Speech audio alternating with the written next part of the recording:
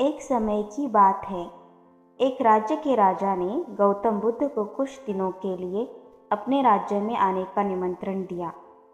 उस राजा के निमंत्रण को बुद्ध ने स्वीकार किया और वो अपने कुछ शिष्यों के साथ उस राज्य में चले गए।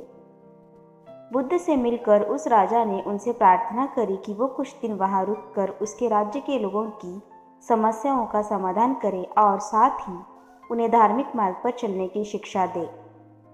बुद्ध ने राजा की बात मान ली और 3 दिन के लिए उन्होंने इस राज्य में धर्म सभा करने का फैसला किया। गौतम बुद्ध की आने की खबर पूरे राज्य में फैल गई और धर्म सभा के पहले ही दिन बहुत से लोग आए। उसी राज्य के चौराहे में एक भिखारी बैठा रहता था। उसे भी गौतम बुद्ध के आने की खबर थी, लेकिन वो सोचने लगा कि धर्म सभा में जाकर मुझे क्या मिलेगा, मैं यहीं बैठा रहता हूँ। जैसे जैसे लोग आएंगे तो वो मुझे भीख में कुछ ना कुछ देकर ही जाएंगे।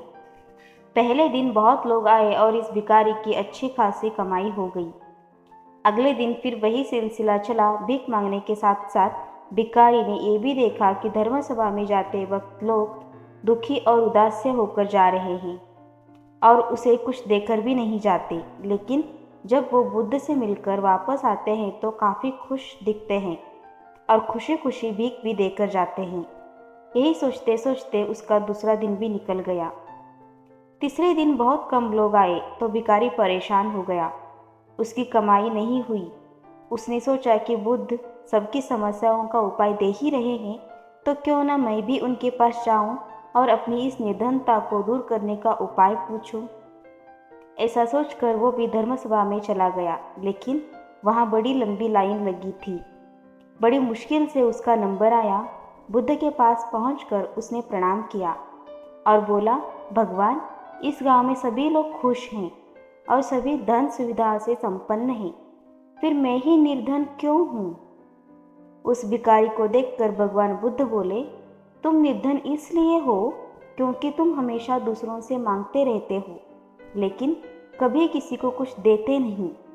तुम सोचते हो कि लोग तुम्हें भीख में बहुत पैसे दें, लेकिन बदले में तुम किसी को कुछ देना नहीं चाहते। ऐसा सुनकर वो भिखारी बड़ी हैरानी से बोला, भगवान, मैं क्या लोगों को कुछ दूंगा? मेरा तो खुद का गुजारा भीख मांगकर चलता है। मेरे पास देने के लिए है ही क्या? बुद्ध कुछ देर के लिए मौन हो गए और थोड़ा देर रुकने के बाद बोले, तुम बहुत मूर्ख हो।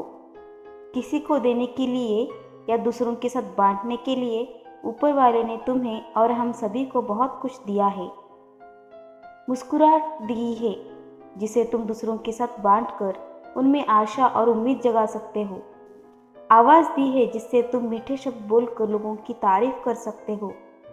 2 हाथ दिए हैं जिनसे तुम दूसरों की मदद कर सकते हो।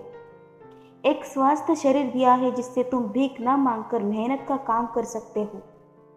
ऊपर वाले ने जिसको ये चीज़ें बिना किसी कमी के दी है, वो कभी निर्धन नहीं हो सकता। तुम निर्धन हो तो बस अपनी सोच की वजह से। जैसे जैसे तुम इस सोच से बाहर निकलोगे, तुम खुद को दूसरों जितना ही अमीर समझने लगोगे और तुम्हारा जीवन भी सुधर जाएगा। दूसरों की खुशी देखकर उनसे अपनी तुलना मत करो। ऊपर वाले ने हर किसी को धनी बनाया है, बस ज़रूरत है तो अपनी सोच को सुधारने की। भगवान बुद्ध की बातें सुनकर उस व्यक्ति को अपने जीवन का मूल्य समझ आ गया और वो उनके दिए हुए उपदेश के अनुसार अपना जीवन जीने लगा। हम सभी लोग दूसरों से अपनी तुलना करते हैं या दूसरों को खुश देखते हैं तो हमें लगता है कि हमारा ही जीवन खराब है और बाकी सब मज़े में हैं। हम कभी अपने जीवन की अच्छी चीज़ों पर ध्यान नहीं देते। हम कभी ये नहीं सोचते कि भगवान ने हमें एक स्वस्थ शरीर दिया है, जो कि सबसे मूल्यवान चीज़ है। आप भले ही कितने अमीर हो, अगर आपका शरीर काम ना करे तो पैसा भी किसी काम का नहीं। और दूसरी तरफ अगर आप गरीब भी हैं लेकिन आपका शरीर एकदम स्वस्थ है, तो आप अपने आप में एक अमीर व्यक्ति हैं।